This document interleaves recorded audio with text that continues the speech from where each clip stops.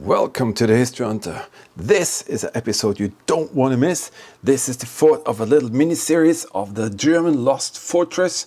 It's a coastal artillery position the Germans dug in and created so many features you won't believe it. If you want to see part 1, 2 and 3, you have to find them here where it says more. I strongly suggest you watch them first to get full context, and believe me, there are guns, caves, tunnel systems, everything is there. Watch them first. You really have to understand this part 4, and if you do, I think you won't regret it. If you want to help us out to reach more people, you can watch the video in full. Don't skip like a little wimpy there, and every second counts because YouTube counts seconds and you have to make seconds for us. So now let's go and find the path together right now. You probably heard about the Atlantic Wall. That's a fortification line from the bottom of France to the top of Scandinavia.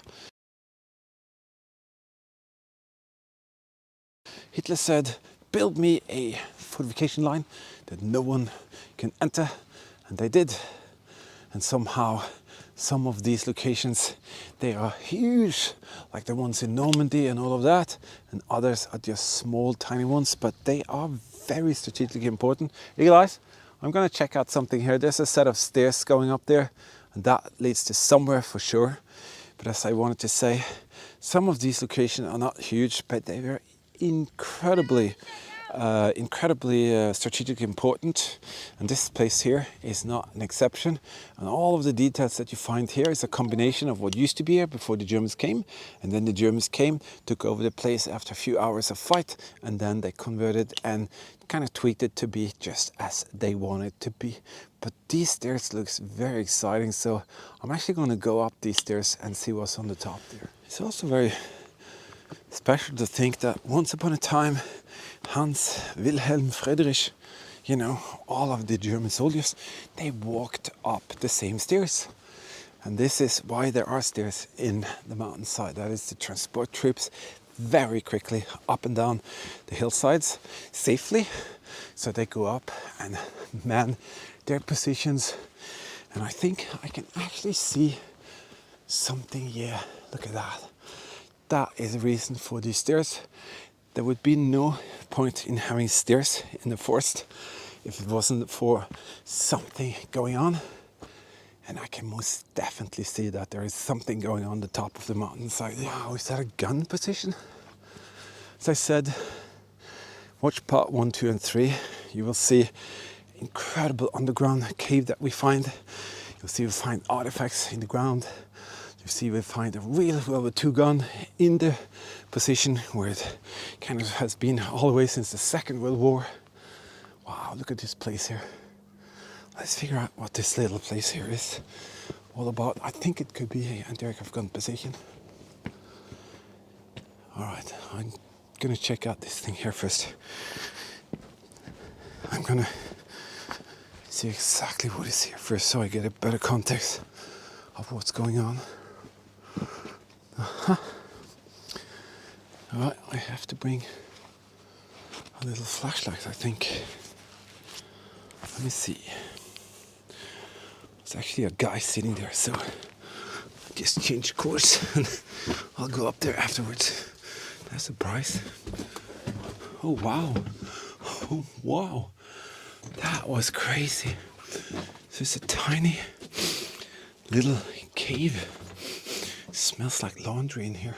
That's a surprise. This is so cool. I might have to film the other one without me talking, so let's see how it goes. Yeah, the guy left. He took me by surprise. Actually scared the shit out of me. Oh, yep. German 20mm Flak 38 position. Why? That's a cooling tub for the barrel. It's got the correct length for the 20mm Flak 38, and that will be placed right here. These are ammunition pockets, and the overview is not too easy to see, but the waterline over there and over there, that's what they protected, and this was to protect the guns, as you can see in the other episodes that we found. Look at this place here. Wow, it is so insanely away from everything. Nevertheless, such an exciting position. So this Flak 38 would most likely stand right there on its three legs. This thing here is the foundation of the communication barrack. There was a separate barrack that took care of all the communication, all the incoming messages and all of that is all the way on the top here. You can see the highest point where we were is there where the 20mm was. So it's just next to that. And the guys in here had one special mission, and that was to receive and send all the different messages coming in, both from this area, but also actually all the way from Berlin, because this place had a lot of high-tech communication equipment and antennas so tall you won't even believe it. So absolutely cool to see this thing here.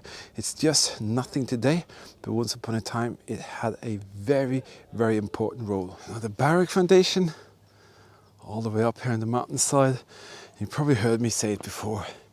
I have great respect for the barrack areas because they were the soldiers home away from home, and to see them like this, it's kind of sad because they consider this place to be their home in a way that we can't imagine, because we are used to peace and tranquility and being able to do what we want. But once upon a time, 16 years old Heinrich or Wilhelm or Friedrich, they were told to go to another place far, far away from home, your family and your loved one, and you were supposed to serve, do your thing, do your duty, and then you were away from home.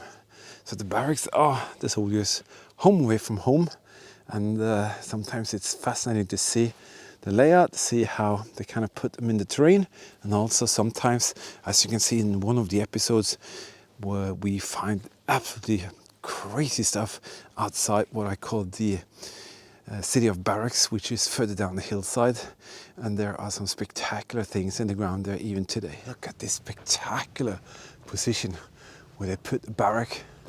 See that? That is absolutely wild. See this huge cutout? I mean, this is at least 20 meters up there, and they decided that this is the place where we're going to put a barrack that could be safe in between the mountainsides. And it would be very, very difficult to take out this barrack, because if you come in here with an airplane, you just have a square of like 40 by 30 meters, and that would be very, very difficult to do. So absolutely fascinating to see how much work they put in and how much effort they put into this to create this little safe haven right here. Looks like just some kind of protective little position here. Seems like just a tiny little room. I'm looking for the observation post for the huge gun. This could be a secondary munition storage or a crew shelter. It's not big, and it's not high enough for me to stand upright. Alright, let's go to the other side, because I could see something over there. You know, some of these places are not easy to access, and I hope you do appreciate what we're doing. A little comment, a little like, a subscribe. Well, that's all it takes to make me happy when I'm down like this. Can you see it? Sun is just behind it, so it's very difficult to see. That's actually the firing control, range finding and firing solution controls little bunker. Wow, it's spectacular. The view from up there is worth the whole freaking journey up here. Wow, that is spectacular. Wow, I'm sorry. get a bit enthusiastic sometimes, but holy cow.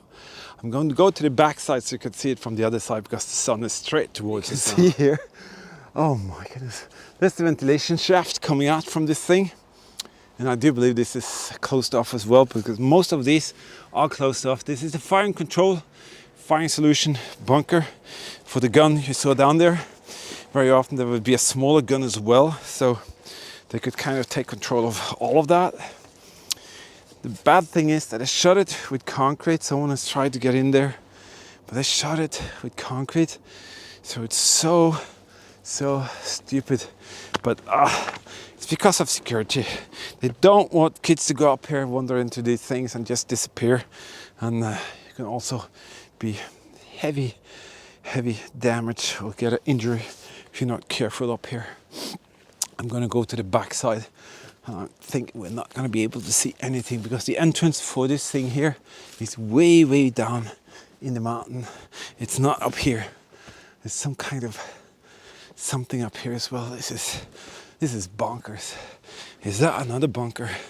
Bunkers? It is. Oh my lord. So we have this little thing here as well. And what is that then? Is that something that is accessible?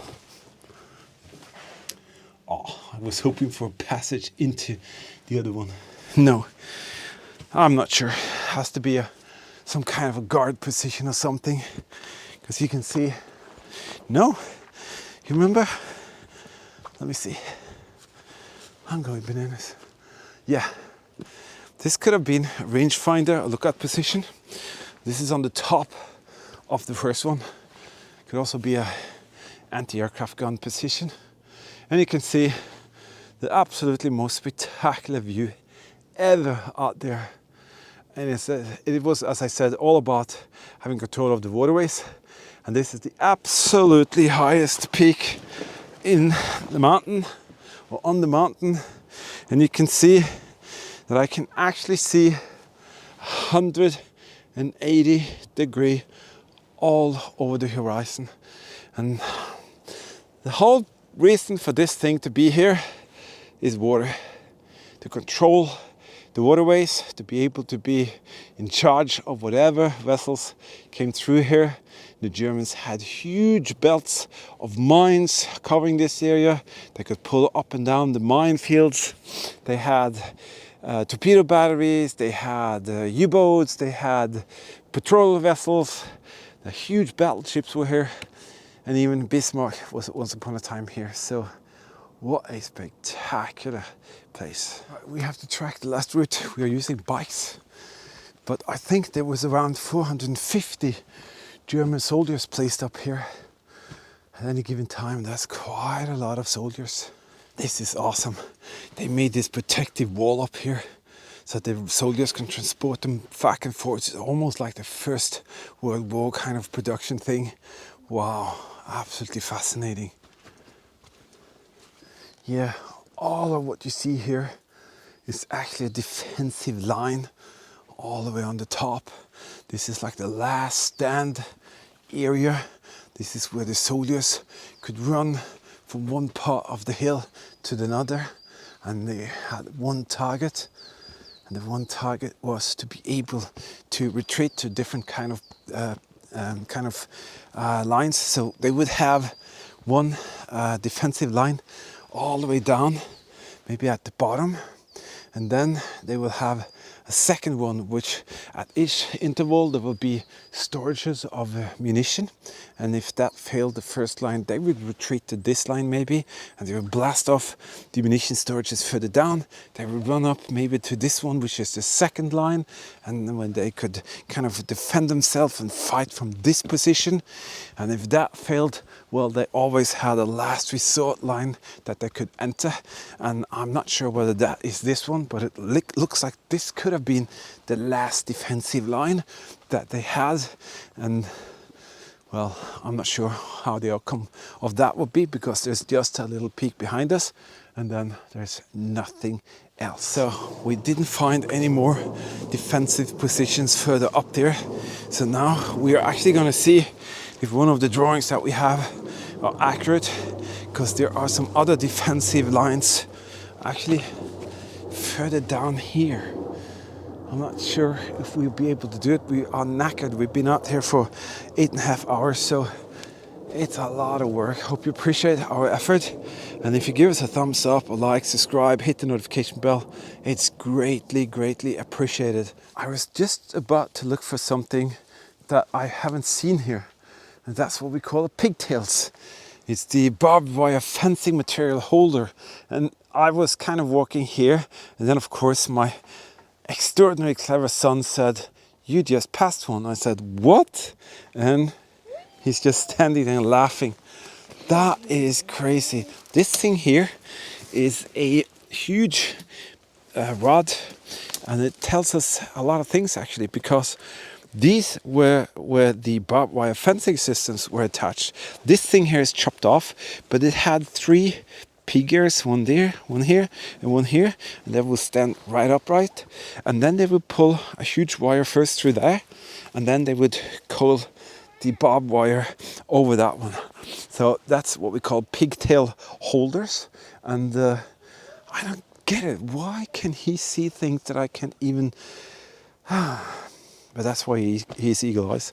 But I wanted to see and establish if there was a boundary here, because that means that everything down there was of no interest for the Germans, and the line of the pigtails is most likely just around here. I said to Eagle Eyes, I think there is something fishy going on down here, and believe me, there is.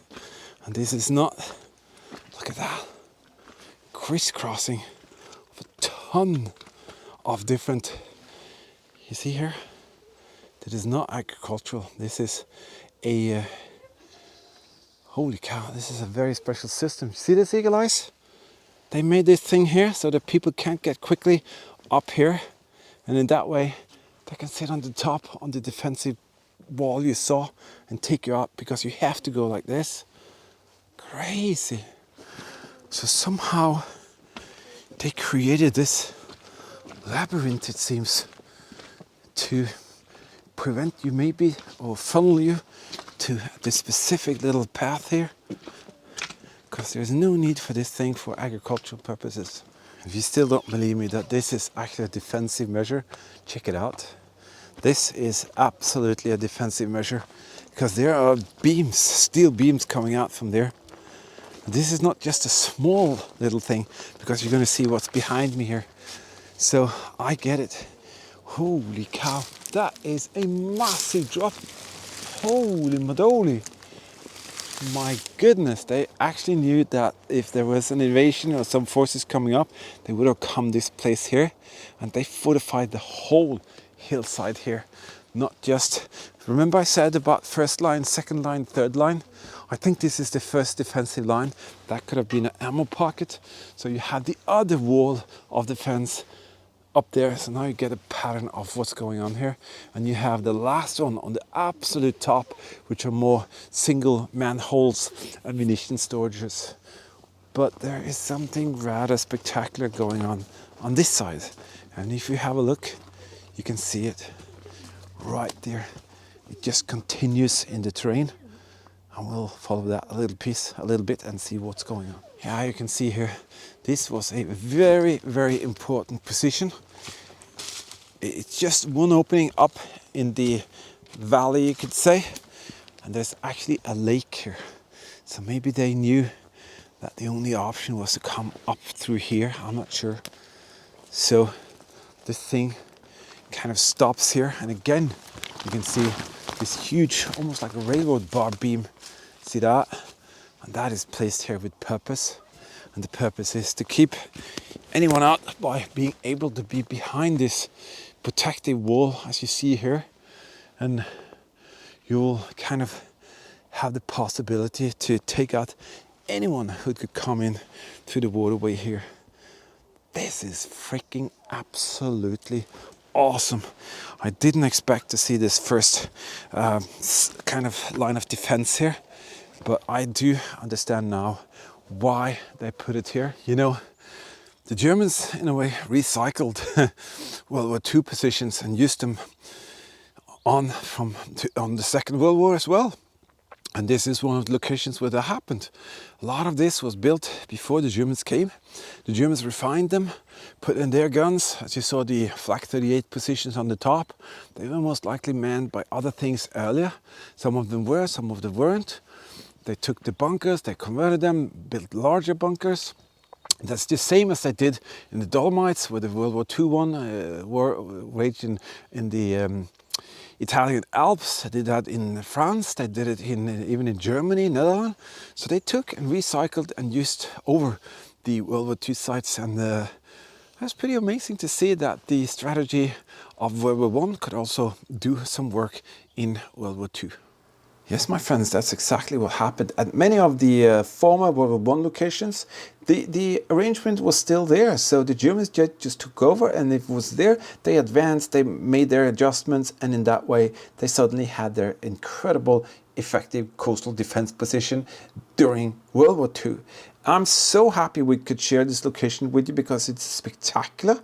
And these 4 episodes were very, very, very hard work. I want to say a huge thank you to Eagle Eyes, my son. We actually stayed there for 9.5 hours on one of the days. And to see my son so tough out there, it's amazing, absolutely amazing. So give him some thumbs up, some love, because he really works hard for this, and I'm so, so proud of him. He's a true history hunter, and thank you, Eagle Eyes, for being in there for us. All right. Is it finished? Well, these 4 episodes are now history, but we decided to do something special at this location, and it was a full success, but you're going to see that later, because boy oh boy did we get a surprise. But as I said, that's going to be a totally different story with a totally different approach, and you're going to see that when that comes out. I want to say a massive thank you for helping us out there. You saw that super thanks feature, this thing here. This is your way to help us out, to give us some gasoline into the fuel tank, go out and find even crazier places for you to enjoy, because I guess you've never seen this place, and that's what we focus on, trying to research, travel, and find locations that you've never seen before, and you can really learn from it. And I hope you enjoyed it, because we most certainly did. Also, thank you to all our Patreon team members, to all of you who donate on the PayPal thing. It is greatly appreciated. And if you're just a viewer, subscribing and commenting, thumbs up to you. We desperately need your support, and thank you for being here with us. What can I say? It's been a pleasure. Hope you enjoyed all the 4 episodes. We are going to come back soon with more. So in the meantime, we just want to say thank you. Stay safe, keep smiling, and we'll see you out there. And history will be everywhere.